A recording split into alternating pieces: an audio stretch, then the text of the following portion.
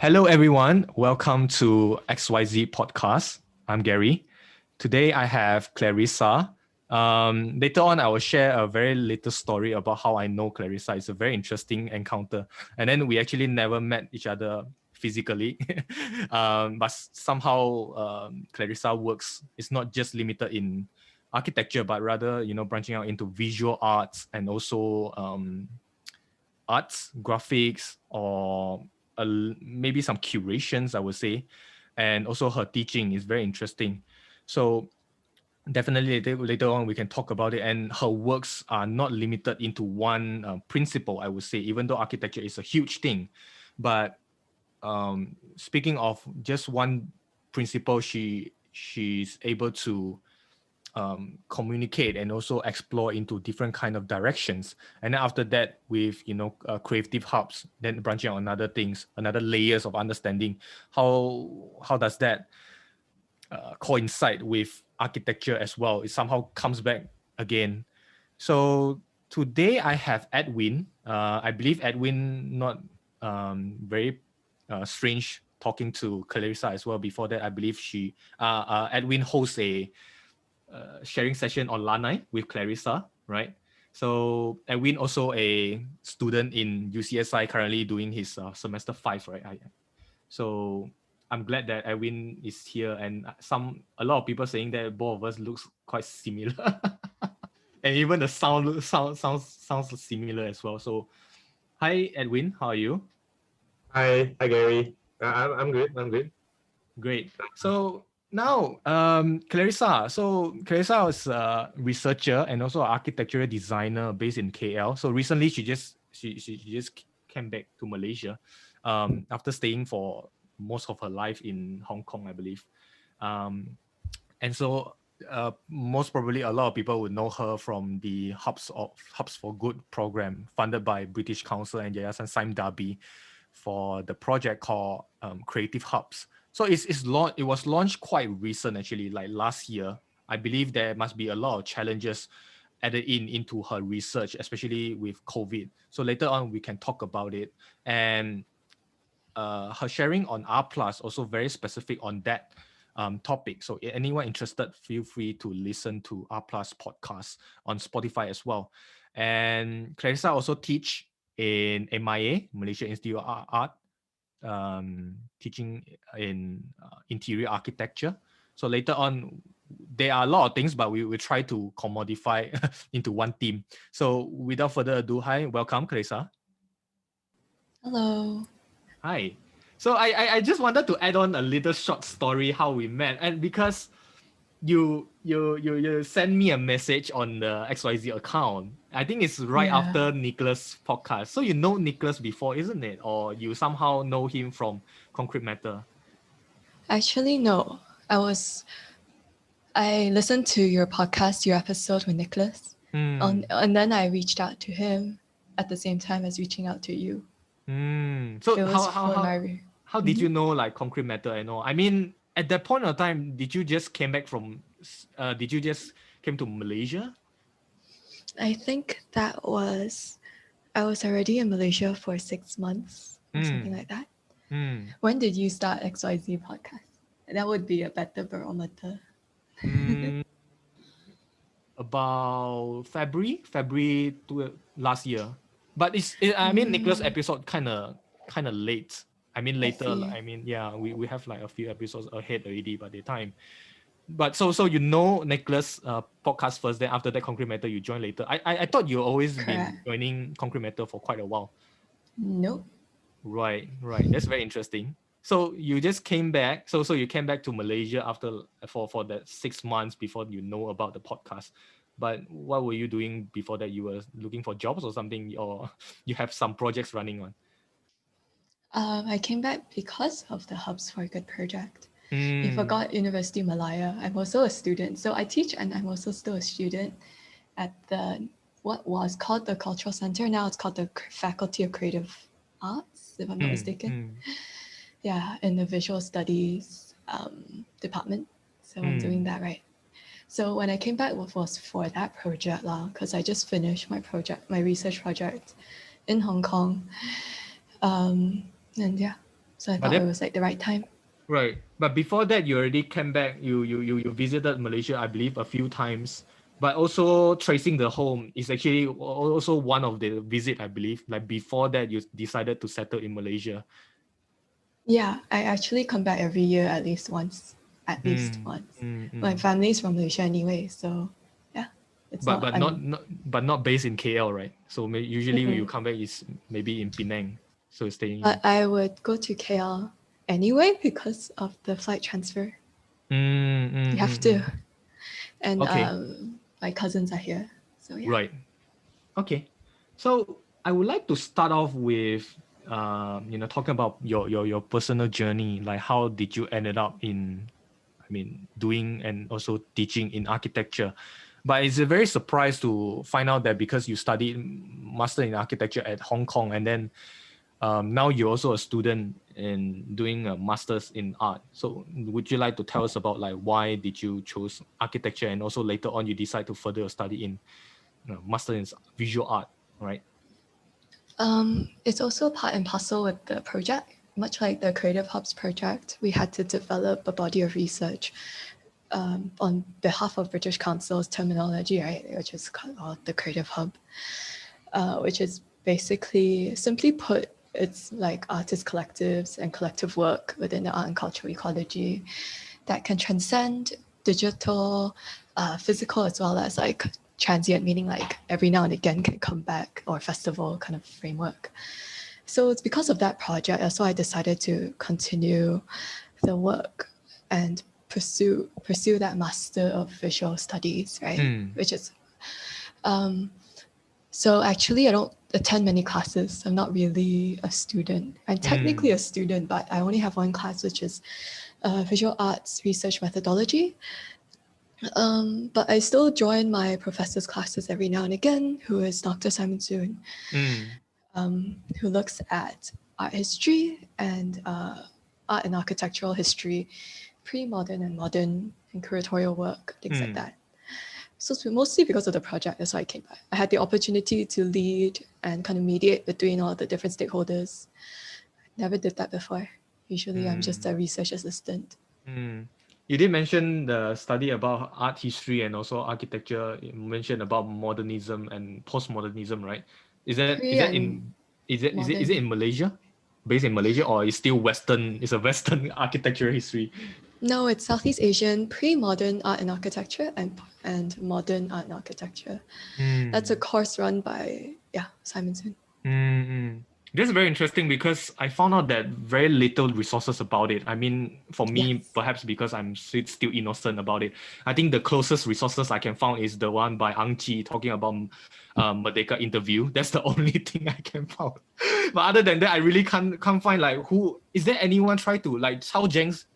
He put together with all the the postmodernists, modern architects together, and then he composed into a timeline. But in Malaysia, we rarely find it. Like, why don't we put like, what's happened in Indonesia, Sri Lanka, or Thailand, Singapore? They put into the timeline. I rarely find it. Do you think so, or you already know there is a resources? It's just that it's not found yet.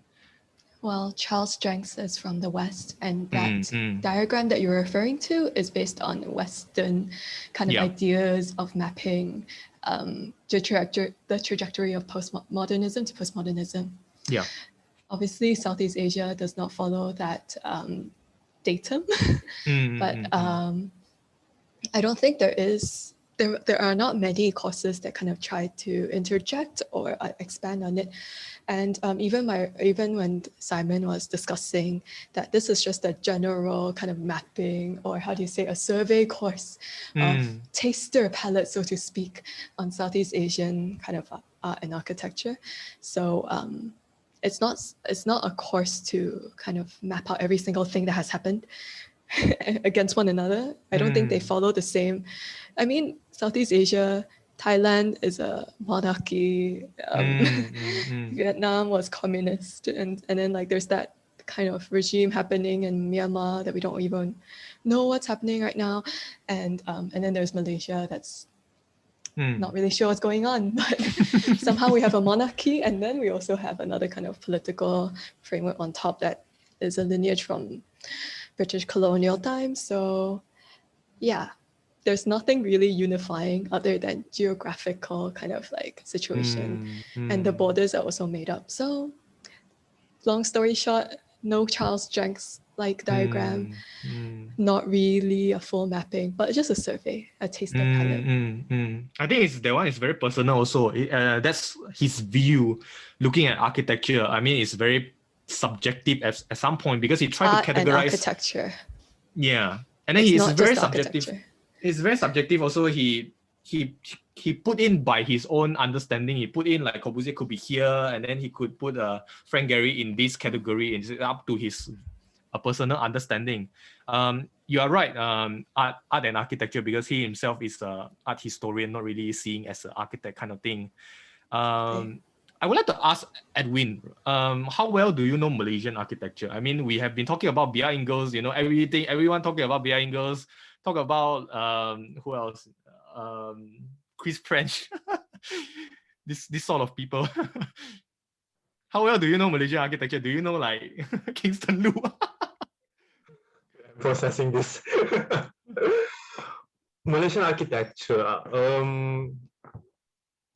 You mean like what's happening? Even in school, did you learn about it, or have you heard about like Malaysian Oh architecture? yeah. We did learn like about a lot of the before colonialism and then after what happened after colonialism. That kind of history that we are taught in our course. So yeah, they're very focused on the main three, like like our Chinese architecture, right? And we have like we have Indian influence, and then we have like the Malay architecture as well, the way they build their stuff, very local and how they respond to where they are and what they have and what did they need. Yeah, that's all. They don't like have any extra bundle, they're just like very, very grounded to their stuff. And then after the British came in, and there's like colonialism, and a lot of things that build starts to like goes back to what they know, the British people, like the UK stuff, and then they're bringing like few elements. Like if you say, for example, the Tataran Merdeka thing, right? You can have a lot of elements that they extracted from. If I'm not mistaken, like India, right? I'm not sure lah. But there's Mogul architecture that they brought inside Malaysia. I think that's where they start to. I mean, like it slowly evolves lah. Then that's like where it begins, like a lot of these shop houses and all these things also. Yeah, but we don't talk about pre-Merdeka or postmodernism, this sort of things. Not really, right? Not much lah. I mean, right now, I mean, even architecture school, right? When you design stuff, also they don't talk about Malaysian culture anymore. It's like all about like very modern approach, and then like quite many students, they lack the observation on these cultures and all these things. Yeah. I would like to take Edwin's answer to ask Clarissa, because you are also teaching in MIA. If not mistaken, I know you are teaching studio, right? It's a design studio, quite similar to Queenie, is it? Or you teach like art history and also theory? I teach several courses. So I've taught collaborative practice, or short for collab, which is like more exploratory research-based kind of course where we learn from other disciplines. I also teach modern 20th century movements of design and architecture, which is like modern history. I also teach studio right now with Queenie Wong, who's your next guest. What else do I teach? I think that's it for now. I teach critical studies, yes. Critical study, right. Which is like research methods and building up a thesis for their final year project. Yeah, so these courses lah. I mean, it's also somehow, I think it combines the do and think. So do is like much more like design studio. You need to draw a plan, succession, and design. But for thinking part, it's much more philosophical theories and research that comes into those together. So I think that's very interesting as well.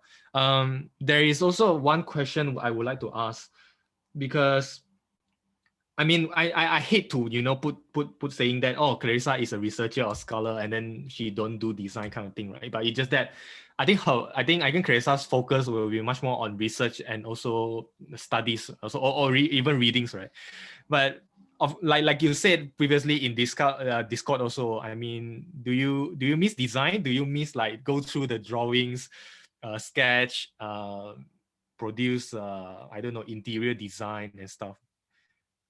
Right now, I am building an exhibition for the Seoul Architecture and Urbanism Biennale. That's for doubleholz, my kind of biofabrication, low energy research unit. So I do a design process there. Like I am kind of concurrently working with my collaborators. We would draw on, because we're all international, I would draw on Google Jamboard and I'll do that. So I opened Rhino once in a while. Well, how So long? I do after for so long? No lah. Once in a while, I'll open it and then like make some changes because I'm more of the production, how do you say, project manager role. I don't really do the design, but I make sure the design gets done. So yeah, it's part of it lah. Because I noticed your portfolio, I would say, and then mentioned like you graduated with flying colors, distinctions and whatnot in architecture. And I always thought in order to get that achievement in architecture school, you often not just need to think, but also need to do. You have to produce nice drawings to represent your ideas. So do you see, like, after you study and then you research for quite a while, how do you think, is it still familiar with that kind of design process? Like, because in a very technical terms, we go through like schematic design, design development, and if you wanted to go through like construction, you might have tender and stuff, right? So I wonder what is your view after you come back. Not really come back, you never quit, right? But it's just that you come from a different layers of experience, I would say. I think that in our university, I was very lucky that all of my professors are either like they're Asian but lived abroad and came back, or they're white, and they all have like a plethora of different kind of learning methodologies or teaching methodologies rather. So we never did the whole part A and then part B and then part C. Part A being like the site research and then the design development and then the execution thing. Like I don't understand that. I still don't understand it. But then so I never did that. But then I was more asked and tasked to kind of explore the representational methods depending on the studio. Like, for example, this one that we're looking at right now, which is like my year one work, which was kind of like mapping the body and space. So I don't see drawing or kind of ways of dissecting through methods of drawing to be detached from this idea of research. It's one and the same. I've never stopped drawing. Yeah. Like either drawing diagrams or drawing like ways of working or project management is a form of drawing to me.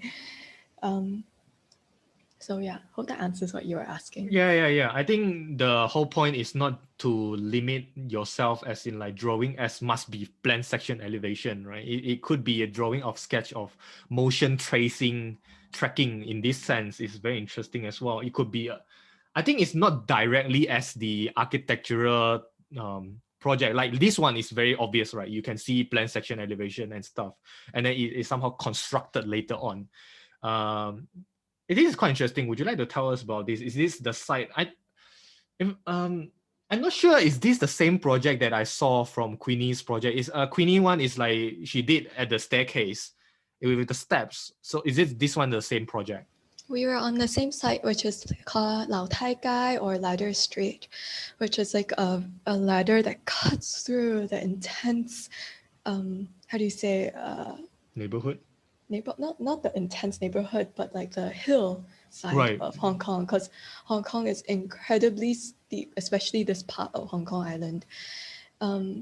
So for this particular one, I don't know if you can see, I know it looks like a very simplistic elevation, and then there's a plan. But if you look closely at my plan, I start to even map what was happening in the previous slide, which was about mapping the body in relationship with these kind of barriers, like the gate. that's happening right now. There are these kind of vertical strips that are overlaid onto every single kind of playground situation to quote unquote block out the plot of land or to protect the people inside and outside. Okay. So we were mapping that in juxtaposition of the movement of the human body. And on the plan, I was mapping not only because previously we were mapping the elevation, on the plan, I'm mapping the movement in relationship with when I was occupying the inside of this kind of strange space with the people who were outside. So, and then this particular installation was built to kind of draw those visible relationships between points of like contact, either verbal or like kind of like looking contact. Yeah, so this kind of thickened vertical stripped frame, which was on the site, actually was used as a storage space, but it's left unlocked and then you can kind of go in and occupy it. So we were asked to do a 24-hour study, staying there and kind of like seeing who would kind of interact with us when we were kind of like sitting in the site. Right. And then was mapping that kind of physical boundary or relationship. And so you stay there for a day? Yeah. Nice. So you sleep there and then yeah, you occupy it, and then you can really understand what a site is. Right. Right? Like you would never know what's happening in the site if you don't stay there for over a day or even a week, actually. Go visit there constantly, mapping and seeing the relationships you draw. But then this was year one, so we were just looking at the body, space, and visual connection. Yeah. I wonder your students who are listening now, maybe they should consider staying at the site for a day. I don't think I'll ever do that on someone who's perhaps in a higher grade, but perhaps year one might be quite interesting to see. Yeah, because this was done in year one. Yeah. I do have another questions, like, because we sort of or told or imagine that architecture must build something. Like this one is quite obvious. You build something, you bring your ideas into construction, how to join the timbers together, right? But now what you are doing, they are much more on papers, right? Like research, right? I mean, of course, it's not saying that you don't build anything, but it's just that it's not as possess another very obvious way of physical appearance like architecture. So I wonder, like, for research paper, for what you have done, do they usually will manifest it into a thing that be the so-called built things, right? Because I was once talking to an architect and he says it doesn't count if it's not built. So what is your thought on this? Like, to I won't say inject, but rather to add in a new layers that architecture not necessary to be always get built. I mean, we talk about archigrams, they are not necessarily get built, but it's more of an idea or Cedric price. So when maybe in your teaching or your process or experience when you learning or studying architecture, what is your thought like? Is it necessary to get built everything to call it architecture? I think that we built too much in Malaysia. Yeah. But then the idea of building is very different from this idea of what we were intending in terms of like the kind of honest, like what I was showing just now, which was my year one project. It was just like an honest thinking through building to kind of draw relationships between the outside and inside of through your body. So that it's a kind of documentation through building or responding to a certain kind of site constraint or site relationship. Right. Whereas building now, it's at least in kind of physical practice, is a manifestation of money and resources, and it's not, and it symbolizes potential wealth, but not necessarily symbolizing the act of housing. For example, if it's like a residential project, or if it's a commercial shopping mall, it's like, oh, so we can make more money out of this. So I don't think that is the intention of perhaps what architecture was. So I don't really do that practice, although of course everyone is allowed to do whatever they want. But I think that in terms of research, sure, this idea of building knowledge or knowledge production that is shared and built together is also a form of building, but not necessarily its physical manifestation, but perhaps can conjoin and adjoin ideas through digital platforms like what I've been doing with the Creative Hubs project. Hmm. In that way, can also connect, perhaps, and document and archive other people's practice. And in that way, hopefully, can add knowledge to the world. And I realize most of the research papers or the study you have done, they are usually staying in a stage where analyze and documentation. They are not trying to design something. You are not saying like after you analyze Creative Hubs and then you wanted to come out with the co-working space. That's another stage, right? but for you have mentioned the idea of build. At what stage do you think is building? Like, do you think where the construction stage involved in like foundation, that's called building, right? But for example, like in this sense, in this case, like living on the water, it's a pavilion, right? It's an installation. It's not really building something big. Or even like your year one project is also building, but it's not like building, right? So how do you see the skill of understanding of building? Like when you mention like build too much, and the definition of build is at what point? Is it like building a house is considered as build? It really depends on which context we're talking about this idea of building. Within this idea of architecture, then obviously, then to enclose space and to house space, if we kind of take on, for example, Gottfried Semper's 4 elements of architecture, where there's walls, there's a roof, there's a hearth, and I forgot the last one. Someone let me know. But yeah. But then he kind of confines this act of building to act of gathering. And I find that to be really interesting, and I'm still playing and toying with the idea of collective and communal and gathering. And why not build that rather than to build just the stuff of construction? Right. But yeah. I think it's very interesting also to define the idea of build. I think I'm not sure in MIA. I think in major, I think most, because you are now teaching in interior architecture, perhaps there is some difference there. But for architecture, we tend to like build and build and build. You try to build more and more, and then to establish this kind of understanding of building. If you don't have a foundation, you don't have roof, it's not called build kind of thing. But then in this sense, do you think, because it's like, for example, this project is a very experimental one, right? You're not trying to build, right? I don't think this is called build anymore. This is, of course, is a building relationship, but more of curation part, right? And this is also another project that is, this is just one, right? This is just one location, but at the same time, it's exhibited in different places. This project. Yeah. Thank you, William, for saying that the 4 elements of architecture are the hearth, the roof, the enclosure, and the mound. But moving on from that to living on the water, these 2 pictures are actually 2 different locations.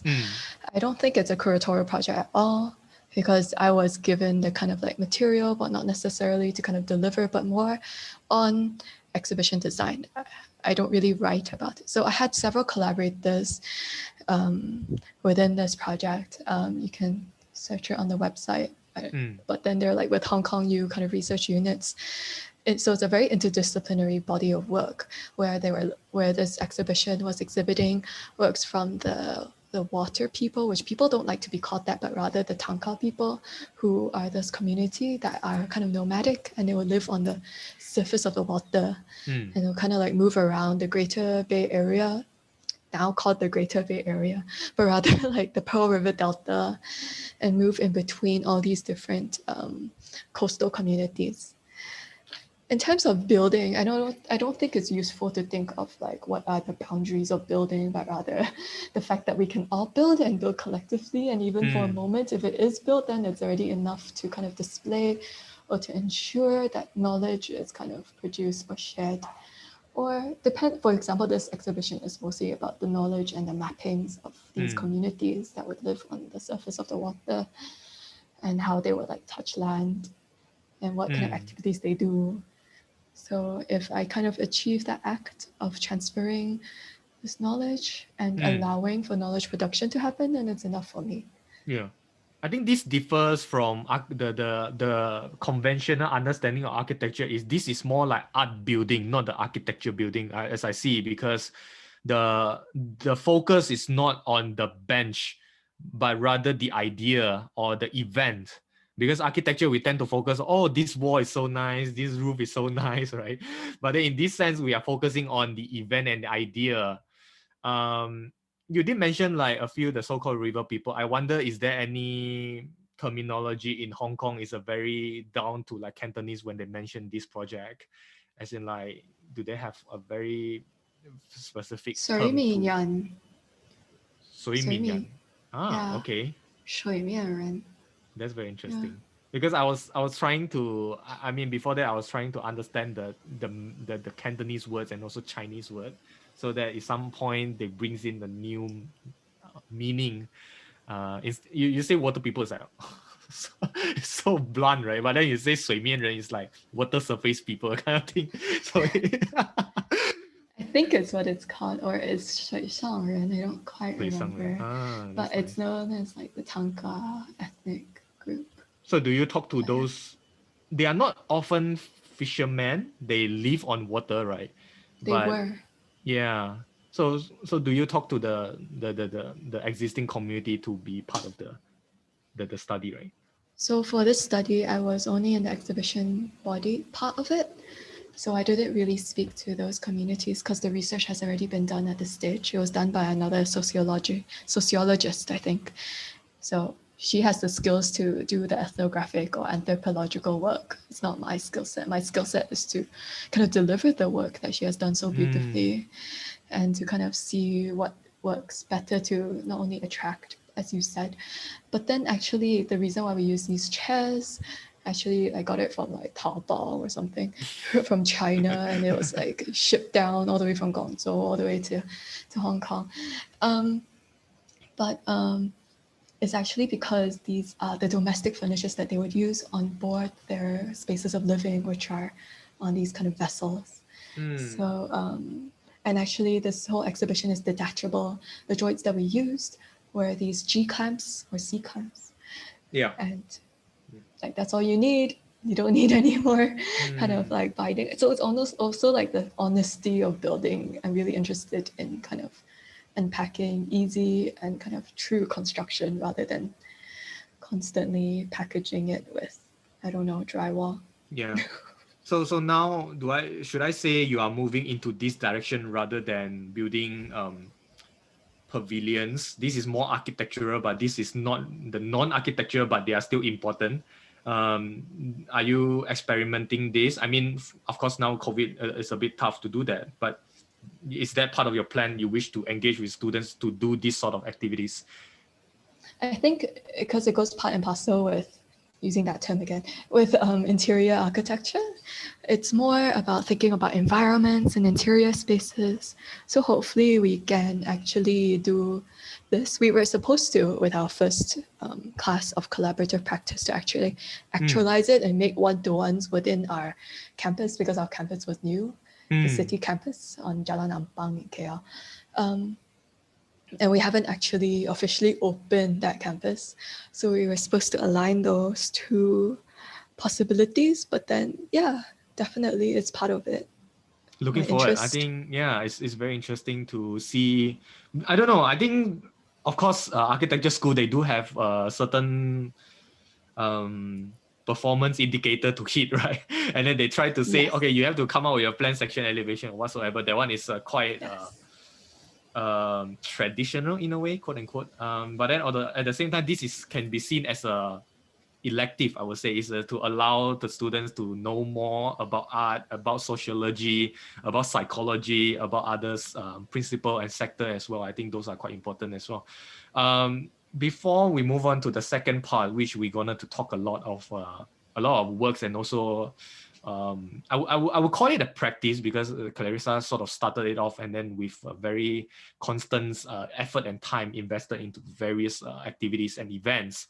I would like to ask, is there any one particular thing that you remember and then it can tell us like, this is Hong Kong? Is it the residential block? Is there a certain object that reminds you that, oh, this is so Hong Kong? I guess the right to the city, that I can walk from place to place and not be barred by highways. Yeah, because I was told by my friend that Hong Kong has this elevated high pedestrian street. So you have like a bridge above, and then you can cross. And technically, people is like walking above, and then the ground is for highways and cars, which is very different from Malaysia, I would say. That's only part of Hong Kong. And actually, even on the ground, you can walk if you want to. There are pavements. The pavements are flat, so I won't fall. So that's, I guess, my... Which is very different from Malaysia, is it? Yeah, I fall all the time here. Oh my God. Okay.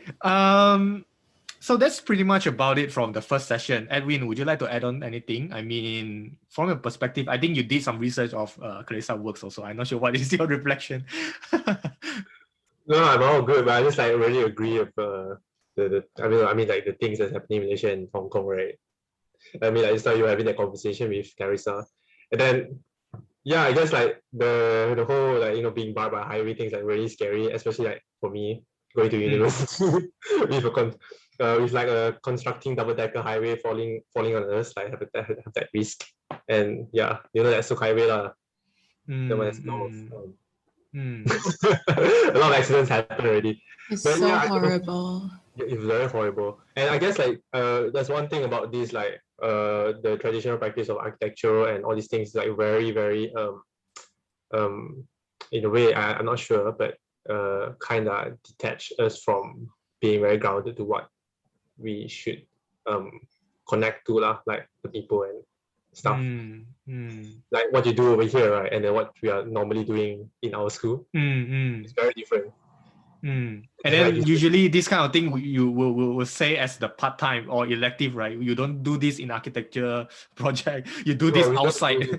I mean, if we dare propose this for our design, then we were just like, what the hell is this? They ask us to do these things. So it's like, and then like the part where you mentioned there's like part A, part B, part C is like already the things that we do normally it's like very different. Okay, that's very interesting. Thanks a lot, Edwin. I really wanted to keep on to talk about Hong Kong because I believe that's stays very dearly for Clarissa. I think Clarissa, you spend there like, most of your life there, and then there is one particular project later when you'll talk about it. It's called Tracing the Home, and it's very interesting. You can see the bridge between you stay in Hong Kong and then you revisit Malaysia once in a while, I believe, and then you also try to collect some data. Later we can talk more about it. The first project, doubleholz lab, and then it's very interesting because I found out a very old post, quite not really old, but a few of the earliest posts, and it says it's derived from you did this with your partner, right? And then both of you surname Lin. I'm not sure, is this something related to doubleholz? I always thought doubleholz is the logo, and then you got the name from the logo, but then the Lin is actually before the logo. There is something going on. Would you like to tell us about this? Holz means like wood in German, like wood, just wood, like the material of wood. And then like Ling is like two words in Chinese character. So that's like doubleholz. Okay. It's very simple, but then like because I like German and I speak it a lot and I have time to actually practice it. I don't like these days. So so. How did you first expose to kombucha? Actually, this started with Kevin's body of work. Right. He was actually, he was thinking about how to kind of make use of our domestic and household wastes, and also what we can find within our pantry, especially during staying at home during this time, right? And then I think we always wanted to look at these kind of different ways of growing your own material, like from mycelium, which is like growing mushrooms, all the way to like bioplastics and biostarches, which is made from like corn starch and like water and other things that you can find in your household very easily, right? And then kombucha is just tea leaves and sugar and water. But at that point, do you do you see it as a research? Because research, the term itself, it added in another like a pressure, I would say. In a way, you have to carry out a certain value or data from research, as I know, right? Because I think it started off because it's like, oh, in everyday life, and then you found, oh, that's interesting. Why don't we just document it? But you never thought to make it as a research, because by means of research, you might wanted to search for external resources to find out more about kombucha. But in this case, I think you both studied kombucha on your own basis rather. So it's not really depend on, I know a friend, I think Queenie's friends as well, look at the guanos, like bats shit, right? That one is do a research about it. But in this case, you don't really express the kind of research in your own platform, but rather self-exploratory. And then what are the outcomes in this sense? Like, because you did mention like dedicated to low energy materials, is there any outcome that you wish to present? Like, do you wanted to make like a kombucha bacteria grown bricks or even an artwork? Because I saw you did some laser cut there. I think that, so for this body of research, we are both researchers, so we like to document and do our background data and literature reviews. So he actually did literature reviews, and we did not publish our research outcomes because we want to save them. But so once that happens, we'll let everyone know. But right, we also participated in Fabu Cafe, who is I think founded by Kok Yong, who teaches at Multimedia University.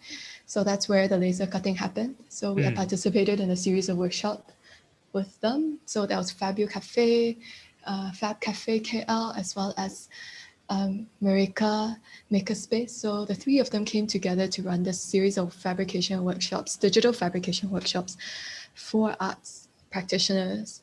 So arts and cultural practitioners. So I participated in that, got some like connections and research on and practices that I can possibly use in relationship with this material. At the same time, we are building an exhibition for, as I've said before, the Seoul Architecture and Urbanism Biennale. So that body of work will be coming soon. At the end of the year. So we'll looking forward to see how it. Yeah, I mean, it's very interesting to see how it works. I mean, because in this Instagram page, it was shown that the behind the scene, not really the finished product, that as you can see, like a lot of it. So that's where the interesting part, because I think the product we can actually, we can catch up again and then see how it works, and then it will be presented later on. And I particularly like the laser cut one. It looks like a thin layer of paper, and then you laser cut it into a certain patterns or form. And then it looks like a leaf, right? I mean, it is a leaf, right? So at this stage of our research, we're not searching for a final, like solidified outcome, like what you said just now, right? Like can be a brick or can be a building material or whatnot, but rather we're interested at giving agency back to the domestic space, meaning that why can't everyone build their own materials?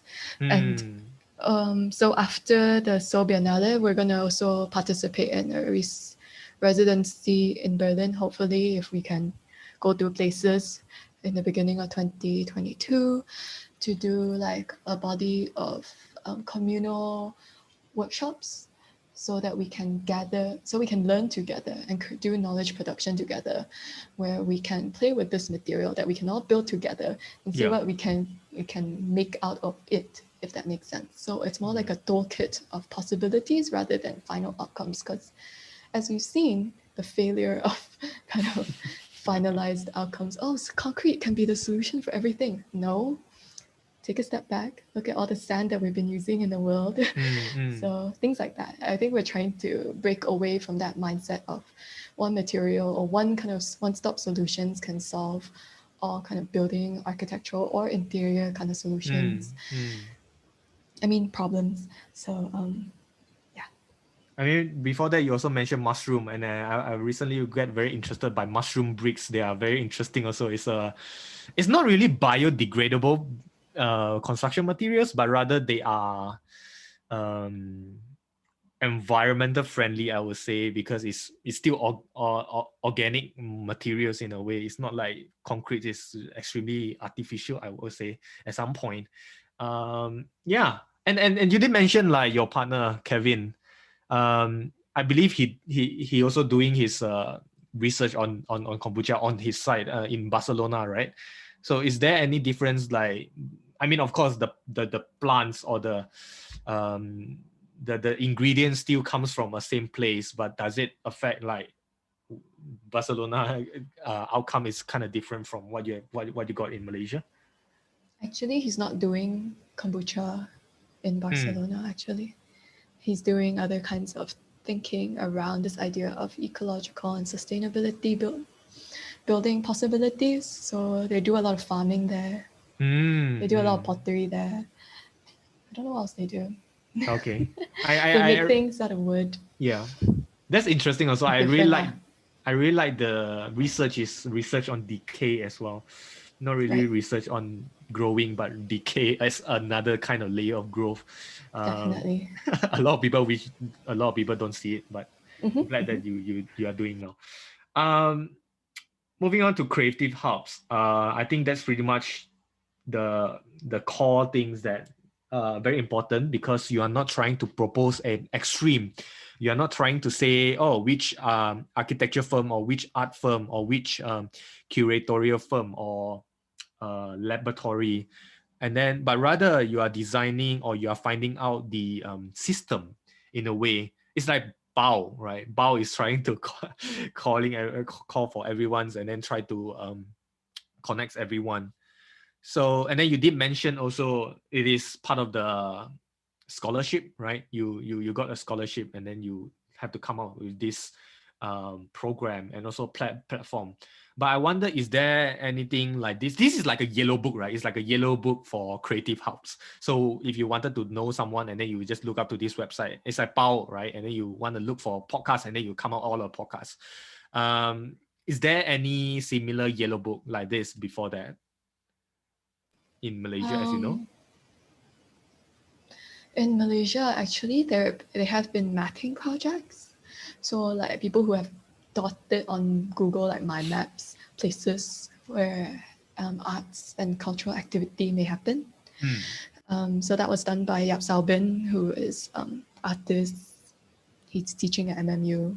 Yeah. And then Chandana recently came up with a series of maps per discipline, performance arts, visual arts, as well as independent music, to kind of describe where are the places of education, performance venues, and collectives. And depending on the discipline, there are many different categories as well. There's also another website called Eccentrica, founded by two journalists, that lists down a bunch of practitioners, cultural practitioners. That's about it. They make a whole list. Yeah.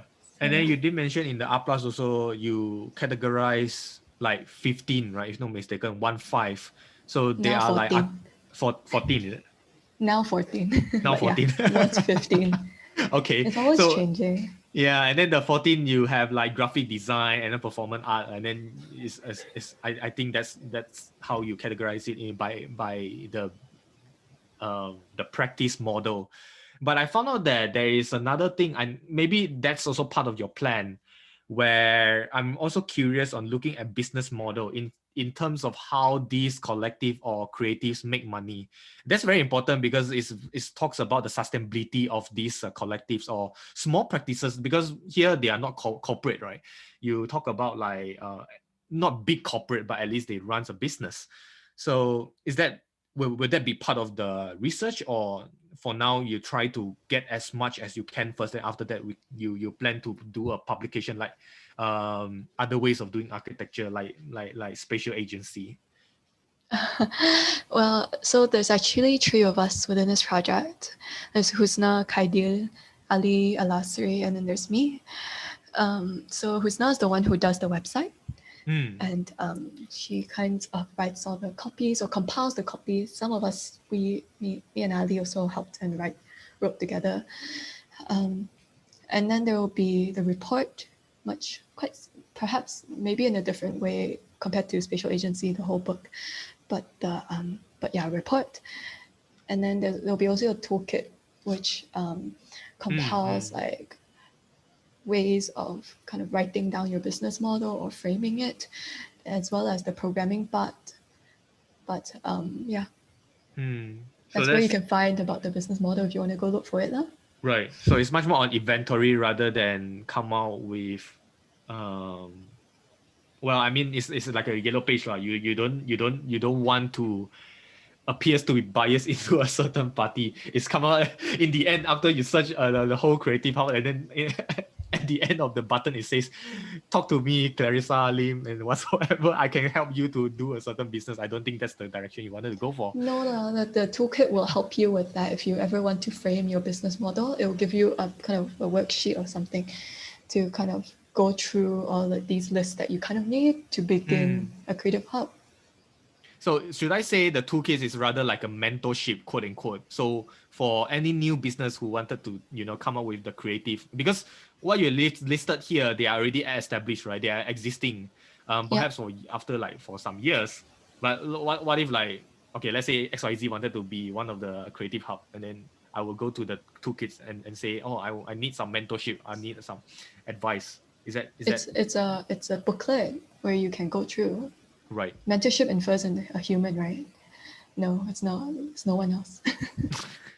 Okay. It's a booklet where you can go through all the workshops and exercises in order to kind of develop your own, what is like your mission, what's your goal, and then what kind of activities you want to do, how do you want to present all the programming, because the art of programming is also very difficult to kind of situate. Okay. So do you mind if I ask, like, what's the next step? I mean, apart from getting more, know more and expand the circle, and then the next step is, are you planning to do, I mean, publication maybe is not really the key point here, but do you plan to collaborate with other parties to get more circle? I think at some point, this idea of mapping is very important as well. You never know that another branch will open up another more and more. So I really like this. I saw house coaching as well. It's like you open up a new branch, and then who knows that house coaching has another friend also doing, and then you will start to collect. How do you go through these candidates? I would say, like Wendy, right? Wendy Teo from Borneo Laboratory. Do you go through like interviews to understand what are they doing, or you refer to their website and talk to them like, oh, why don't you add into this inventory? I think that our research process is quite, it's called the snowball effect. Once you know one practitioner or one collective, then perhaps it would open doors to many others. Most of the time, they are gatekeepers to kind of larger kind of practices, or smaller practices rather, but a larger body of individuals who do have that knowledge. But mostly it began because of the cohort that British Council already identified. They have about 30 hubs or 20 hubs, something like that, who are already part of their program. The program is actually larger than just this website. It's like several years, and they do like kind of like leadership training or kind of finance training, some other grant writing training, so various other forms of training. So that's how we learn about the first, or how do you say, the first few people who are participating within this idea of the creative hub. And then we would interview those who possibly have further information, or those who are not clear. I think we've done about 30 or 40, maybe even 50 interviews, many interviews. And then we ask about like their motivations, what are they doing, and if they know any other people within this practice. So that's our process. Very interesting. I mean, do you see any chance to work with Bao? I mean, Bao is much more architectural, right? I mean, of course, you are working closely with Joanne as well on PPP, is it? Later on, we can talk about it. For Bao architecture, outlet, Bao is beyond architecture outlet. Actually, is actually looking at practices who are beyond. I see. I mean, like a lot of it also came out of my experience building this particular body of of a database. I think for BAO, we're more interested in activating collaborations between all of the different parties, or possible kind of programs or exhibitions or whatnot on the digital space. So I guess that is part of it. It's not necessarily bounded by this idea of what architecture is, but actually practices or people who are interested in spatial ideas.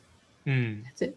Yeah, because I thought since both you and Joanne kind of working in the same direction, but doesn't mean they have to cross at forcing to cross at a certain point. But because since he's also expanding the network, I believe that you and Joanne sort of found out that Borneo Lab, for example, also somehow is collides, talking about architects, like Wendy somehow at the middle. And then you found out that there could be so-called other ways of doing architecture. Speaking of Wendy, my doubleholz thing might be also going to Wendy's space. Oh, that's to nice. Run some workshops. I think we'll see lah. But yeah, working all together and collaborating is important for my practice. Okay, that's really cool. And I think in the end, it's not limited to architecture. I would say it's the art collective is in Malaysia is very small in the end, right? I mean, we will bump into each other. Next one, inventory. I think it's a very interesting project because it's more on focusing on writings as well, because you submitted a few writings on Paprika, and then I really like the writing you submitted. It's called Color, and at some point it's quite political, but not really in a hard way, but political in a rather analytical perspective. You talk about colors like black color, and then you talk about yellow and then blue. Those are quite political in Hong Kong, but then you look at it in a artistic or architectural point of view, and how colors manifested in a riot or demonstration. That's very interesting. I think we won't go through the whole process, but you can visit the inventory website. But what catches my eye the most is actually this project called Deconstructing the Discourse of Buying. Edwin, why don't you talk about it? Because I think before that we had a little chat and you think this project is very interesting. And I thought it's very interesting as well, because it talks about this idea of transaction and shopping, right? And I would like to add on a very short quote talking about objects. Bruno Latour was talking about when humans accuse people of treating humans like an object, they are thoroughly unaware that they are treating objects unfairly. I think that's very interesting. I think why don't we see objects also something very important also. Edwin. Yeah, I kind of like read just now like about this article and stuff. I was just reading through, but yeah, it really reminded me of like when some, like you said object, right? And then the notion of like when you have like these shopping malls, and just how you mentioned about how things are being built just to like earn money and stuff like that instead of what it should be just now. But then like like how the thing that the reason of buying has kind of changed, like between you have two different settings, right? In this article, like one is like the shopping mall, and the other one is like grounded like these things. And then I find it very interesting where the situation allows like whether or not if this object has given as much value or meaning towards it. It kind of reminds me of that day. There was one time that Huat Lin actually gave us a lecture on Mingay. Like it goes back to like the meaning of an object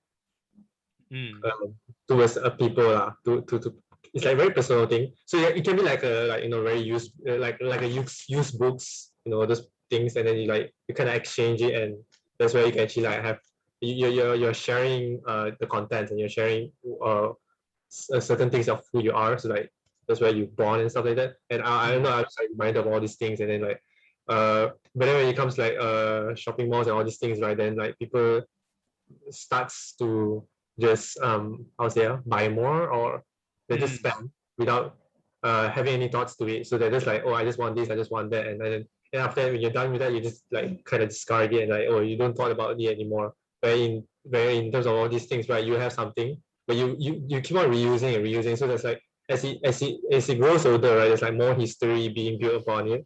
And then like let's say like the used books, right, it starts to grow like it becomes more brown, and it's like all these things are so like all these little details that gives it more meaning that it should be. Yeah, and then after that, I was like just like kind of wondering, like, when you have this type of shops going on around, and you have like online digital buying, all these things is going on around as well. Like that kind of stuff. I'm not sure if uh like how does it relate to this, like what can online like bring to do this maybe. No, that's a really good question, Edwin. I think that recently I was actually listening to New Narrative. I don't know if you guys know that platform.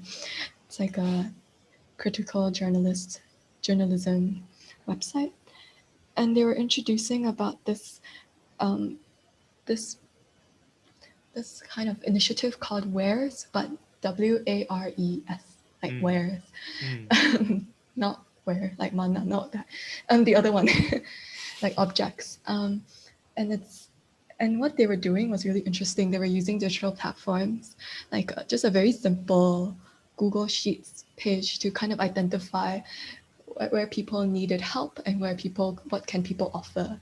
So they were running this idea of mutual aid and like mutual care, and the fact that we have to live together. So why not like address the fact that we live together? It's founded on this idea of conviviality.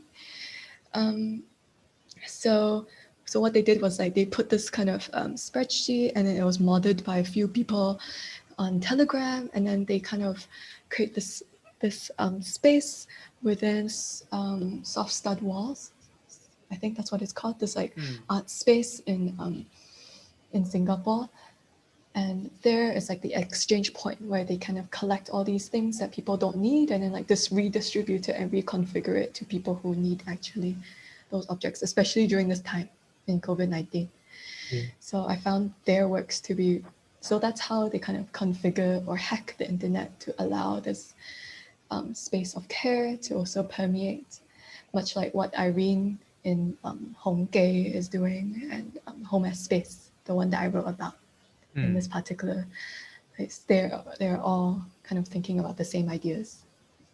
There is another project also sort of branch, like a sub branch from inventory. It's called a goods log. Is that related to this as the continuation? Right, yeah. So a goods log is our main project of inventory. I'm working with another a friend in Hong Kong, Vanessa, and so a goods log is a kind of like a body of research that we've been doing and posting on Instagram, but hopefully can become like drawings or even videos, kind of collecting these people who are doing the work. Yeah. For example, the Home as Space is doing. So Home as Space is one of our major case studies for a goods log. Yeah. Yeah. Because I noticed on the a goods log Instagram also you publish a few videos, especially interviews.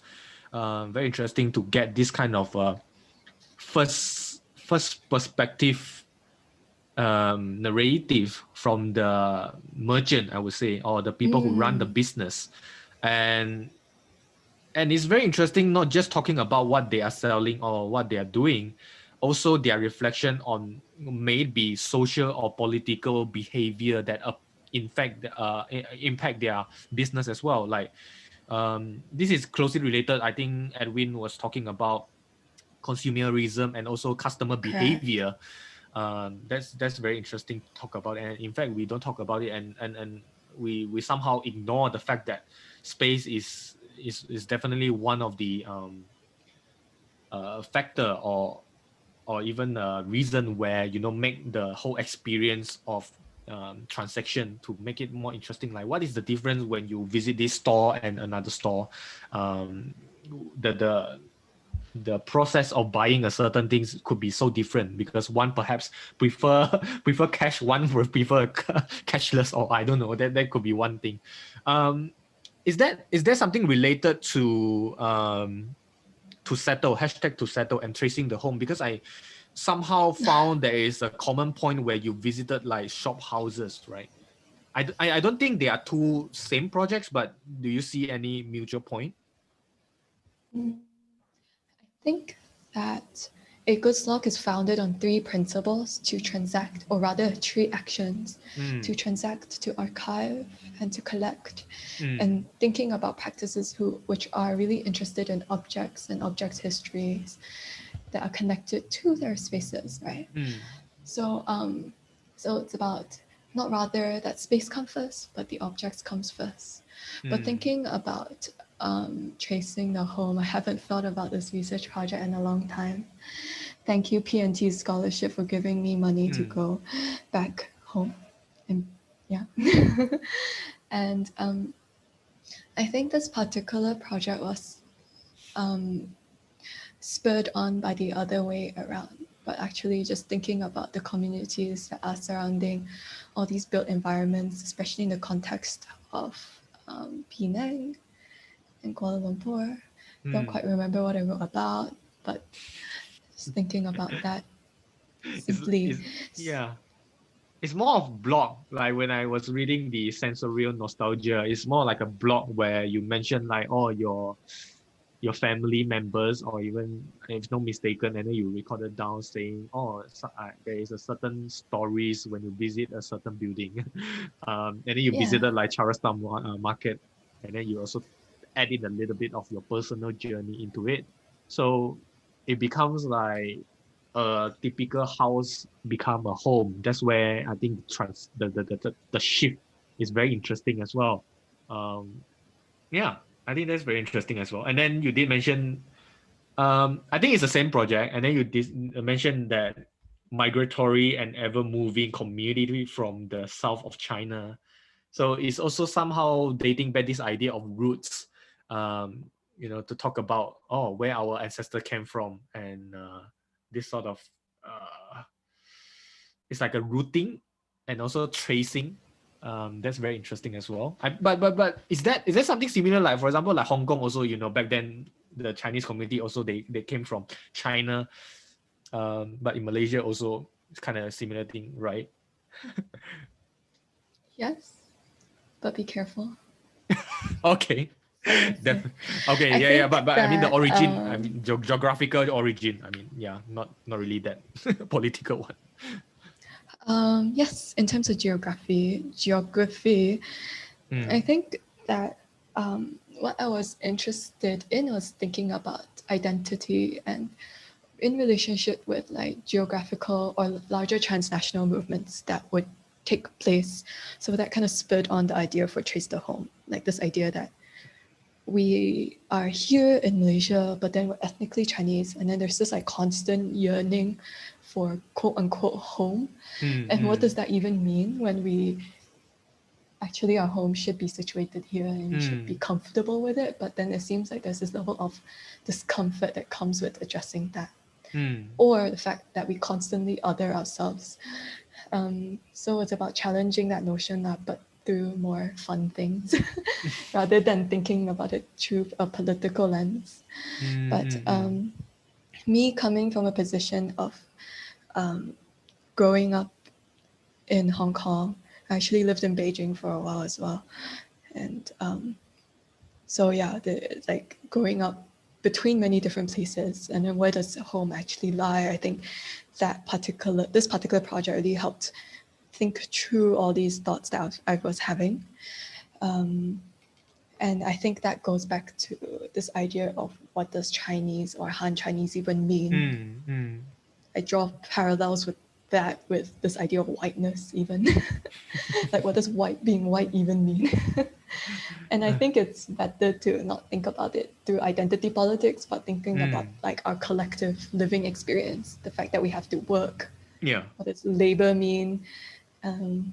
What does living comfortably mean for everyone? So just thinking about that collectively is more helpful. So that project was a working process. Yeah, I think it's all more on the anthropological and also sociological side. It's not really on the political, I would say. I mean, of course, it's somehow intertwined at some point. You can't escape from it. There is a certain influence from various parties that are pulling here and there. You were talking about this idea of home is very interesting as well. And then after that, I found out that your blog is called Archive, so architecture archive kind of thing, right? So you documented a few Vienna social housing, and I thought there must be a certain linkage to this. This is a project that I found from issue. I believe this is from your degree works, and then at some point mapping out back to this your MArch works. So it was talking about housing, social housing, community, and you did throw three keywords. I think it's very interesting that you mentioned in concrete matter. So you were talking about community, commute, and collective, right? So these three, the C words, and it's very interesting that you bring it back together and to, because this is all like a very analogical term on talking about house, because you haven't really translated about home yet, because home is rather personal where you add in your own taste. And then this project is called housing development or something. Sorry if I'm not mistaken. And then it's very interesting that you and your friends went in there and then do some minor renovation, right? To test Actually, out. it's for my work with Right. the Urban Ecologies Design Lab. So this was actually part of my job in Hong Kong, University of Hong Kong. But I was just documenting and project managing afterwards. I didn't construct it. So tell us about this project. Do you see, I mean, of course, Joanne and Yvonne, we all in also trying to come up with this co-living or idea of new type of living. I mean, it's not really new, but it's just that it's not normalized yet. So do you see this to be practice or prototype in Malaysia in this context? Because in this sense, we are not talking about like micro house like Teta Wawe did, right? It's a ground up build construction. This is rather in an apartment. For this project specifically, yeah, I think that for this one, it's actually a homeless shelter for male homeless people, run by SOCO, Society for Community, I think. That is an NGO. So we collaborated with the NGO SOCO, and they are the social workers to kind of think about, to mediate between the people who are actually living within these units that we were constructing. So our position comes in as a designer and an architect to kind of mediate that design brief and also work closely with the social workers to solve this idea of homelessness. And obviously this idea in between that and housing for the youth is very far away, because this idea of domestic spaces and communities and communes and all that, I think that requires much more finesse and much more further thought before we just simply say we can all apply this everywhere. So yeah, I think, but then what is interesting about this project is that it is an in-between space. It was bought by a developer, a large developer in Hong Kong. They don't have enough money to redevelop it because development projects usually are slated in 3 or so years, you know. There's like a long timeline between buying and developing. And why not use this space, this in-between space, to kind of house these people who are within transition as well. Yeah. So I can see definitely the direction is different, because like you say, housing for youth is different. I mean, for homeless, they try to meet the basic need first. And then later on, how to enrich their living quality is definitely the next phase. But for youth, it's kind of different because they sort of have a choice, right? For homeless, they don't really have a choice, kind of thing. So perhaps that the trajectory will be kind of different. I think, is there any particular interest why you are so into house and homes? Is it because of, I mean, housing price or real estate in Hong Kong is always being a big deal, right? I mean, a lot of people can't afford to buy a property, or even condominium unit is extremely expensive and quite small sometimes. Yeah. So is that part of the inspiration where you wanted to look into it? I think that all these projects that you laid out here, it spans like 3 or 4 years of my life. So Yeah. it's been present as an issue. I mean, we cannot stray away from this idea of living and collective living and things like that. I think when I was in Vienna looking at social housing or collective housing that have spanned between the 70s and 60s all the way to the early 2000s in terms of their build times and when they were built. At that point, I was really interested in this idea of co-living. Like, what does that mean? How can you organize around it? Because actually, the agency of built architecture is so little. Actually, it's the idea of the software and the financing and the organizing that goes behind it to finally collectively purchase this block of land or plot of land and build together. Is that action takes so much more work than the actual stuff of building. And then I found that, we're just very little. And then in terms of the what we can do as designers and architects. So actually I was really interested in the software or the space of action, as Hannah Arendt would probably put it. And where can we kind of like work together and find a space for collectively thinking about political ideas together and whatnot, and finding our agency. So I think that spurred on that trajectory of thought. And then before that is when I was in when you showed that kind of mass housing possible mass housing work for my year 3, I think, my final year project. And I think that one was actually thinking about the stuff of architecture, actually, like what can we do when we have this plot of land, a little bit quite like the exercise by La Carton Vassal, right, where you can create the mass customization, the maximum amount of types of units with like the minimum amount of action, or with this kind of fixed form of land or plot of land, like what kind of units you can create and what are the different sizes, and thus catering to larger mass audience. So it's like more, or like thinking about housing to revolutionize or democratize this idea of living, that there are many different ways of living, because we have lived in Hong Kong in all these houses that are copy pasted. But by means of that, like copy and paste or mass manufacturing, it shouldn't. I mean, on the ideal side, definitely, we hope that the housing price will be cheaper, right? Because it's mass produced. But then it doesn't happen in this way because they're influenced by so many political and cultural behaviors that it's no longer cheap. It's because the problem is that it's always go up but never go down. The housing price and stuff. Yeah. So, but in speaking of sorry, you were gonna add on something? I guess I was interested in unpacking the 3 terms community, commune, and collective a little bit more. Yeah. With because that actually came out from one of my seminars, like what you guys call electives. So I had a seminar with this title, and I thought it was really interesting that we are trying to unpack and think about how people have collectively lived together. So throughout that course, we were looking at what this idea of commune is, which is like people coming together and figuring out rules to live together and living in this like kind of isolated space most of the time.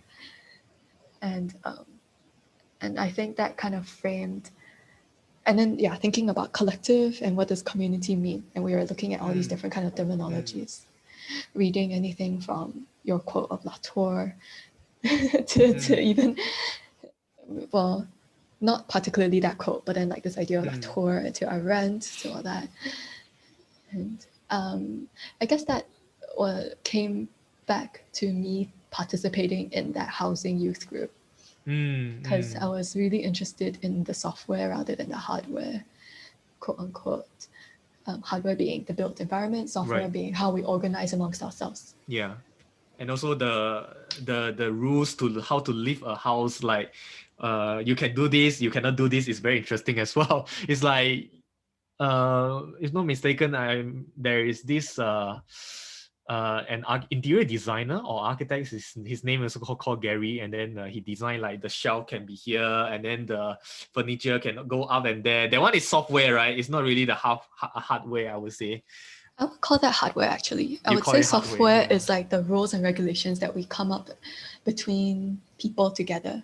That's Yeah. Gary from Edge, right? Edge I can't Architecture remember, but in Hong Kong. bald guy, yeah. It's really funny. A lot of people from outside of Hong Kong really like that particular project. But it's quite novel, like movable, flexible.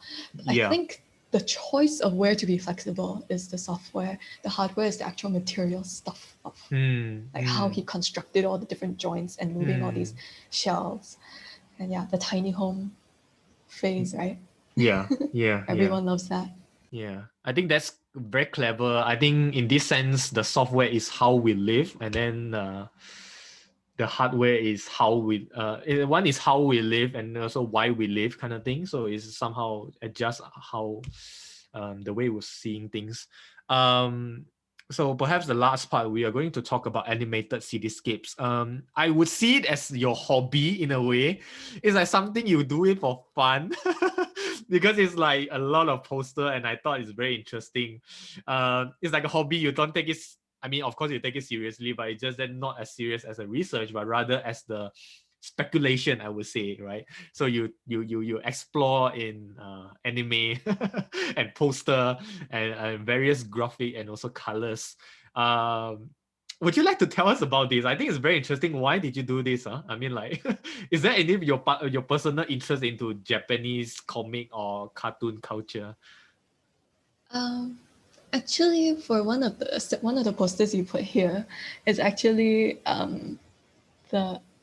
a movie club that I came up with a bunch of friends when I was still living in Hong Kong, and we would watch animated series together. But this blog was a precursor to my thesis in actuality. Right. And my thesis was kind of unpacking this idea.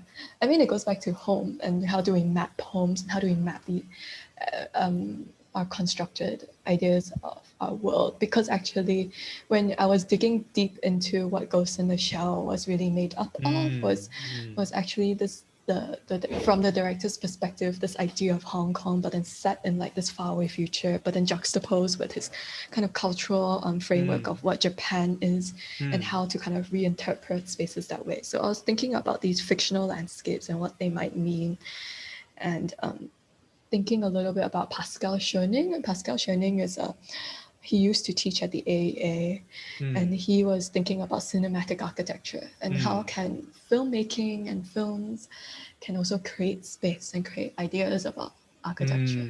And then after that layer, so that was like my part one, if we want to look at it in the framework of Malaysian architectural education, like my research.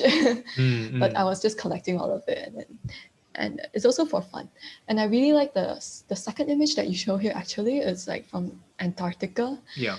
And it's like all these lost spaces because of our way of mapping. Yeah. If we think about it in this framework of like, Benedict Anderson's maps, census, and museums, like the way that we construct maps, there's a lot of data lost about the landscape. Right. Like where does the like kind of infrastructural wall of highways begin to rise and end? I mean, when the way that we use ways is really inconvenient and also really misleading, because from one junction you can go like 3 different places and it will take you to different parts of Kuala Lumpur, for example. Yeah. Just because like you don't know which highway to take. Is it up or down or sideways or whatnot? Yeah. I mean, these are like the fictions that we kind of forget or lose, like the fictions cast down on our landscapes because of the way that we map.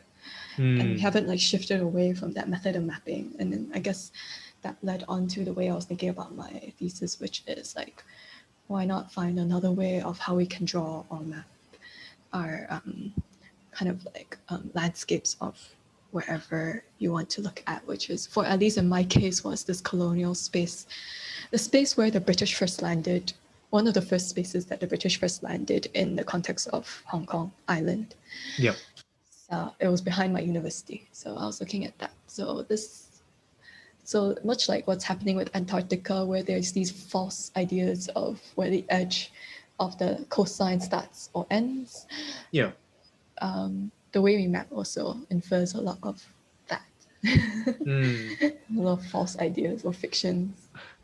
But I think if we can, I mean, the second Antarctica image will be provide another new layers of understanding as well. If let's say we can see a certain building was built in a certain years and then after that demolished, right? And then the caption for that particular photo, and I remember it quite well because it's very well said. It says, we document the things that is, we usually document the things that is there, but what about the things that is lost, right? And then it's, I think in this case, it's something I'm not sure. Perhaps it's something related to climate change, talking about the ice melting or sort of thing, right? But I wonder, like, if this ideology, when it applies into real things like highways that you mentioned, when it's get built and then you can see its rise from a plain ground to a highway, and then how highway been used later on. That's quite interesting as well. I mean, like there's a cyclic process that you can see, and then perhaps after that the highway will torn down into something else. But of course, that one, it takes a long time, maybe 30 years. Sorry, Edwin, do you have any thoughts before we end this? And later on, we can talk a little bit about PPP. Edwin, because I know that you play games, and I thought there's a certain linkage between scenography and actions. Perhaps you wanted to share a little bit of that. Okay. Actually, yeah, this is very interesting. The way you can convey your idea through different mediums, right? Actually, we also like learning that in our semester. We're doing like cinematic architecture.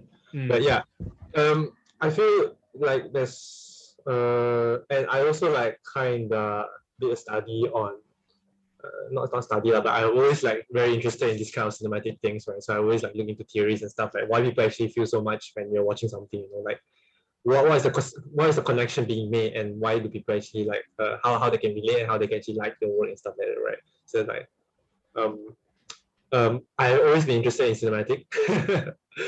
So it's like it's a very interesting, a lot of things to think about, and how you so-called design the whole film to actually convey the message effectively. And when you do that correctly, right, and then like if the people in the audience can relate it very well, then that's where you actually like kind of, you know, you did very good at it, like that, because there's impacts there, right? And yeah, when I was like looking into things like how back then I was looking into like the wayang kulit things that in my previous project, right? Why people watch it, and why they kind of like change towards the modern films, all these things, right? So like, you know, taking a look at all these the reasons, you know, what is the limitation of wayang kulit, and why people change to this fast-paced cinematic, and what are they doing, you know, to evolve this kind of wayang kulit to become their own digital you know, animation, or this thing, even though they like kind of discard a few identity of what wayang kulit is, but then it's like I don't know, there's a lot of like subtlety in within cinematic that people can catch up very fast. That's what makes them relate to a certain piece like a lot, and not only like subtlety on what's going on like around spaces, but also within the characters, their expression, their body language, all these things. So because like a film for me, like if a film for me is like too much exposition, is boring. There's a lot of like film that does that, and when a lot of film that really focus on the narrative and the subtlety of what people is and what the spaces is, that really makes like what we can catch very fast and make us very relate to the content that any director is trying to convey lah.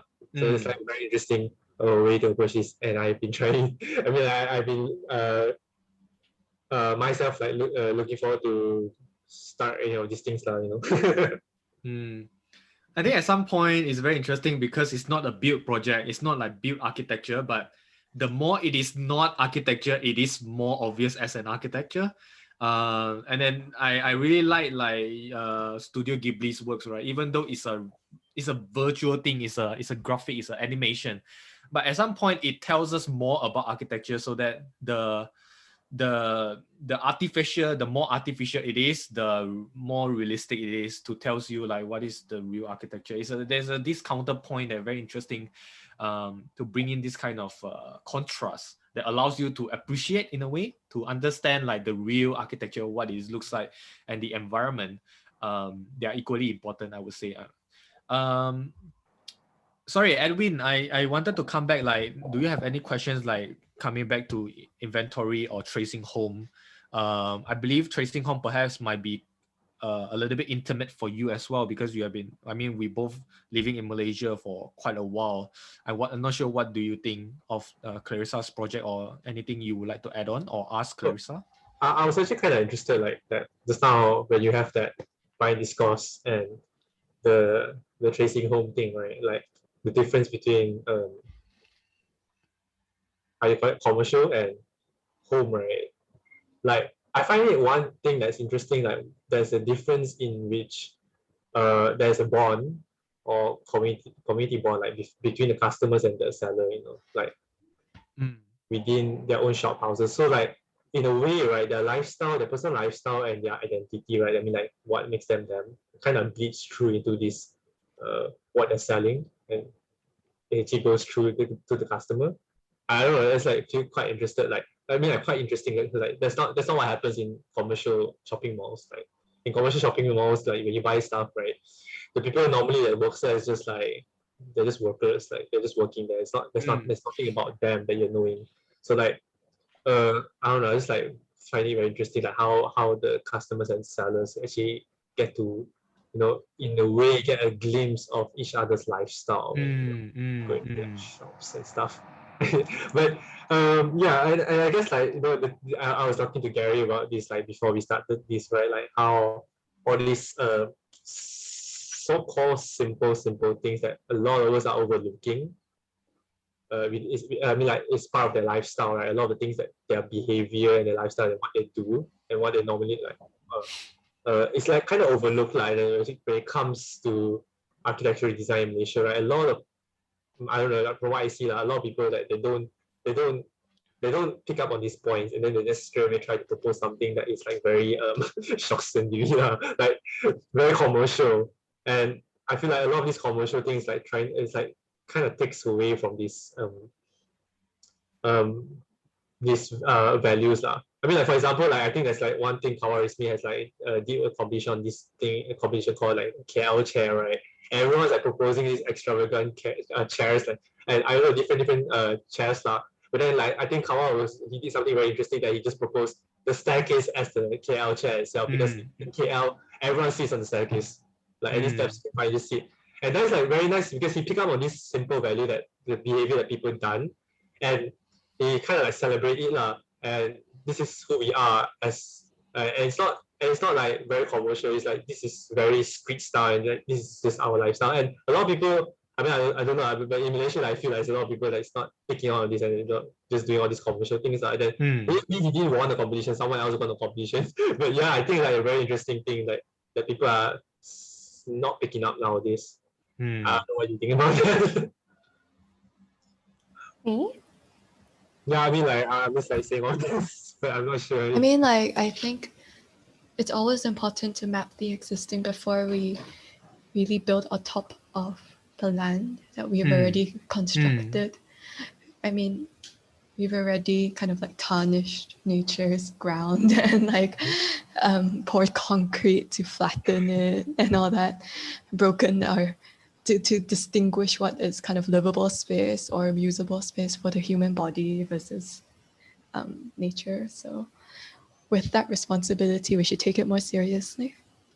So what we're saying about like the action that one would do with the staircase, and like to celebrate existing kind of modes of sitting, why not continue that sort of practice, because we already consume so much. Speaking, I just wanted to add on what Edwin mentioned is very interesting as well. Talking about these stories of transaction, like in Amazon, we just click and then add to bucket and then we check out and then you got it next day, right? But it's very different in shop house.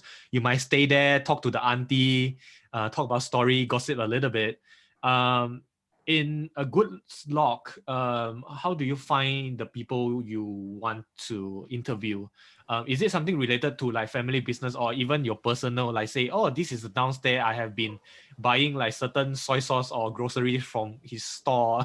So I thought to interview and then I thought to find a certain story. But a good slog is not like it's talking about typical grocery shop, but rather on creative like artworks or crafts, right?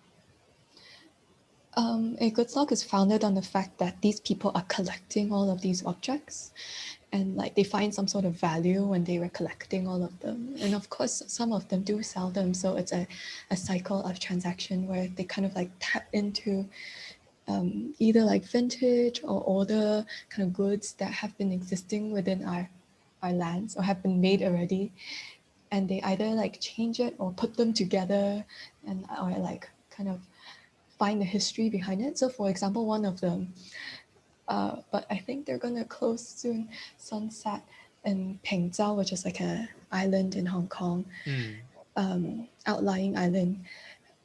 What they do is they during their travels, they look for things which are made in Hong Kong and then bring them back to Hong Kong. It's almost like an act of like homecoming for the object. And I found that to be really novel because actually it not only is this act of homecoming, but also like attaches itself to the history of light manufacturing within the context of Hong Kong that has happened before the boom of manufacturing in mainland China.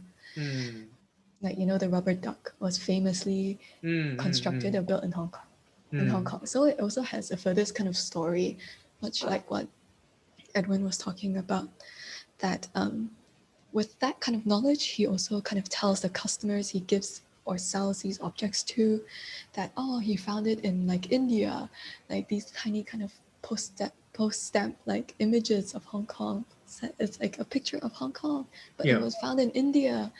And then like kind of tracing that history back, like how did it end up there? Why is it back? Why is it so important that someone from India wanted to purchase them? Most likely it's a souvenir. So like, yeah. Interesting. Like yeah, I don't recall. I mean, I believe that someone did it in Malaysia, but they are focusing on kedai runcit. So they focus on the layout of certain kedai runcit, and then it's kind of different. I mean, even though for Indian kedai runcit and Chinese kedai runcit, you can see difference there, you know. But even though they're selling pretty much the same thing, very interesting. Also, I think that's pretty much. I think kedai runcit, it sounds like a very, it's a sunset business, I would say. I mean, even though still some people running it, but young people doesn't seem to be willing to take over it, and then can't really see it lah. They prefer to globalize it and stuff. Okay. Last part, I would like to ask Clarissa to talk about praxis, practice, pedagogy. It's a very new platform. I'm not sure what they are doing, and I also don't know who runs the platform. I believe Clarissa is one of the people who are actually running it, right? Would you like to tell us about this? I think it's very new, and then recently only released the 3 posts. Yeah. Would you like to talk about it? I mean, the recent one I know is PPP hosts a movie, the one on the Japan movie. Other than that, I think this is very new, right? Yeah. So much like because a lot of the work that I do also is about teaching.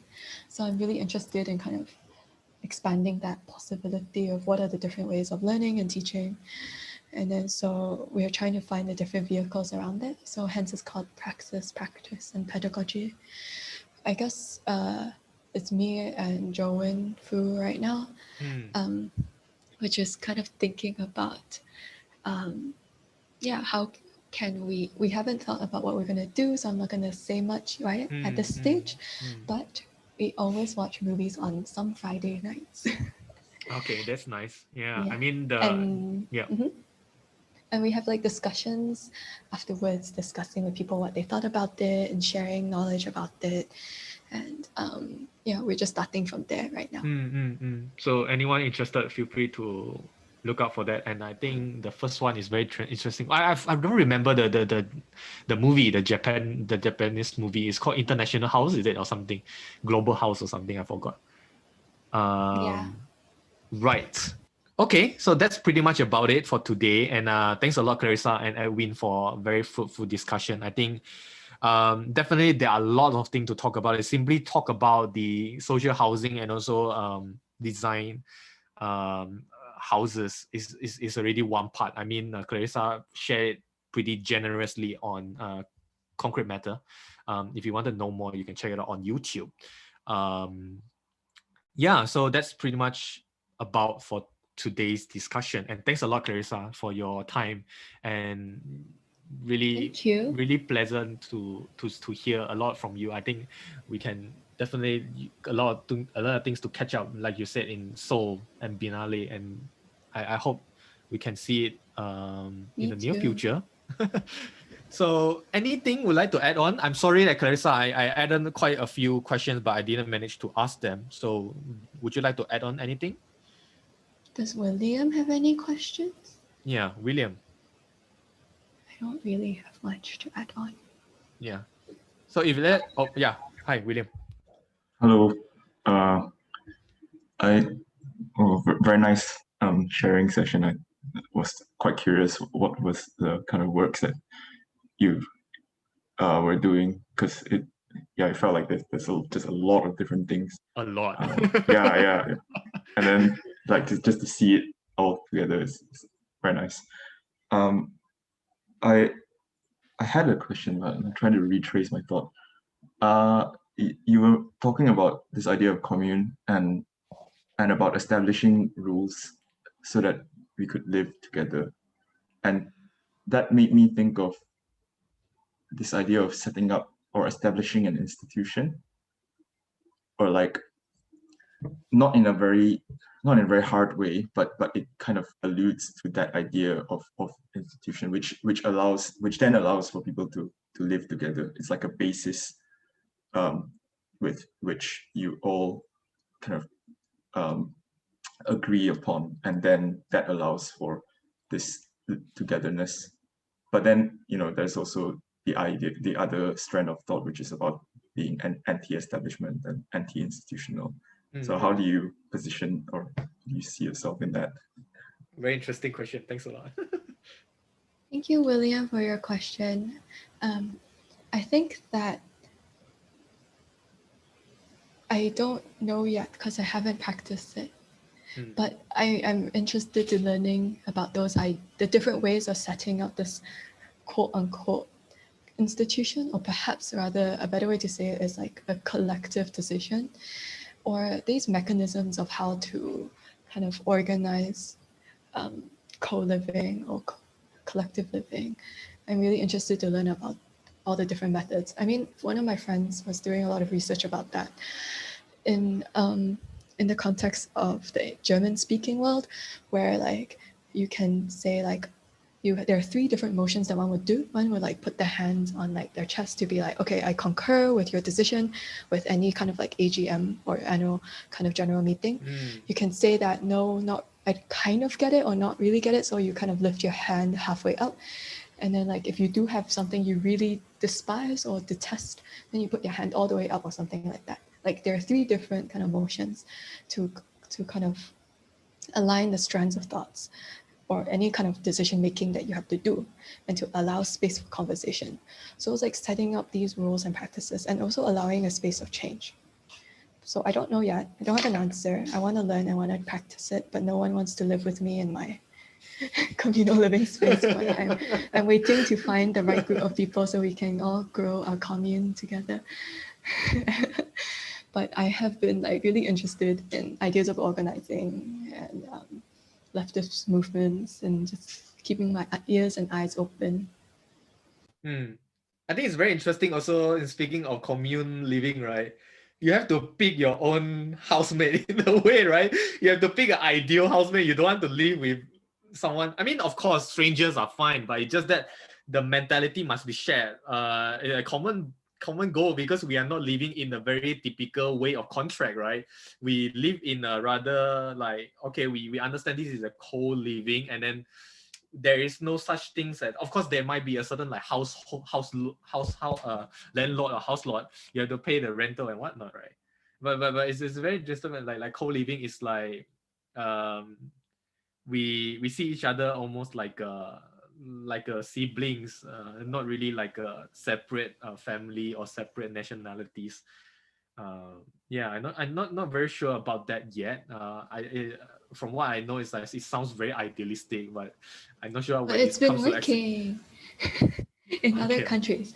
And I think what's really fascinating is that there's also this idea of mutual aid or shared work and shared labor, where people are given the chance to be responsible of a certain space. It's much like the way our co-ops are organized. Co-ops being like the supermarket where they collectively own, and they have to work there like once every 2 weeks or once a month Yeah. for like an hour because of the shared ownership between everyone. So it's just about finding ways of organizing amongst ourselves. And of course, there would be conflict, but conflict is a good thing. Don't think of conflict as always a bad thing. I don't know why people think it's a negative thing to kind of confront and engage with difficult ideas. Thanks a lot. Thanks, William. It's a very interesting questions also. I think that's also another reflection for me to think about when it comes to Queenie's podcast, because Queenie's was talking about social housing, participatory housing. That's quite debatable in a way. I mean, of course, a debate for good direction, right? Edwin, do you have any thoughts? Thanks a lot for joining. I think it's very interesting to have students. I mean, of course, I'm still student also lah. But I mean, like very young undergrad student like Edwin. I mean, you think quite maturely as well. But I wonder what's your thought after the whole session of podcast. Okay. No, I think it's a very interesting session. I mean, like it's very nice to see through all your projects, Clarissa. Like like William said, I think we all agree here, like there's so many projects that's out there.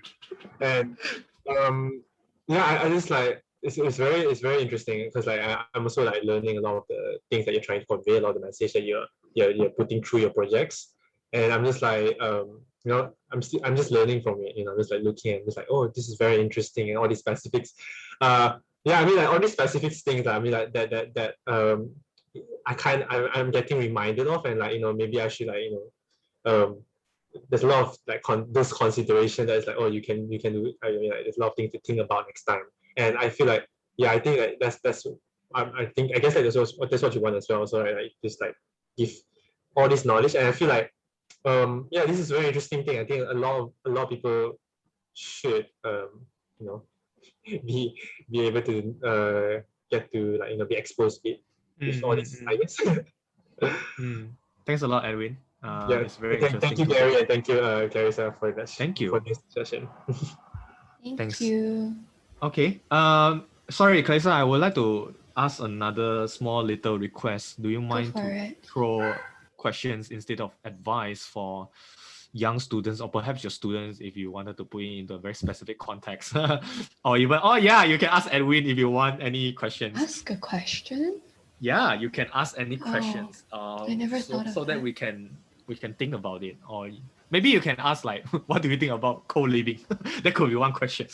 I mean, it's up to you. You can ask for 3 of us if you want, or to our listeners. Yeah. To your listeners. Ooh, this is really sudden.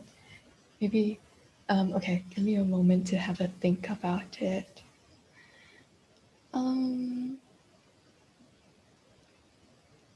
I guess what I would like for people to think a little bit more about is I don't know. I don't have a particular question, but perhaps a note to think a little bit more about is to how can we live better collectively together. And what I mean by together is not only just humans, it's also with nature. And what are the ways that we can kind of create life better for everyone collectively, like workers and and thinking about labor more better. And why do you want a full-time job? Very interesting. I think that's also was part of the question I would like to ask, because you're working as a researcher and then you teach as well. You don't fix to a certain schedule like 9 to 6, right? Of course, you at some point you work at that basis lah, but it's not like fixed at one place.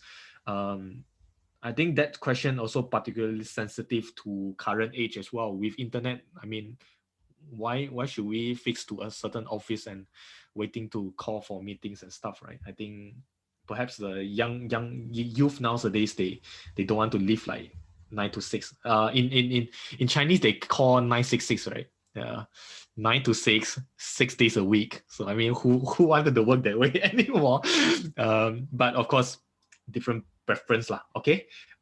Thanks a lot, Clarissa. Thanks again to Edwin and also William for staying with us. I think it has been a very fruitful discussion.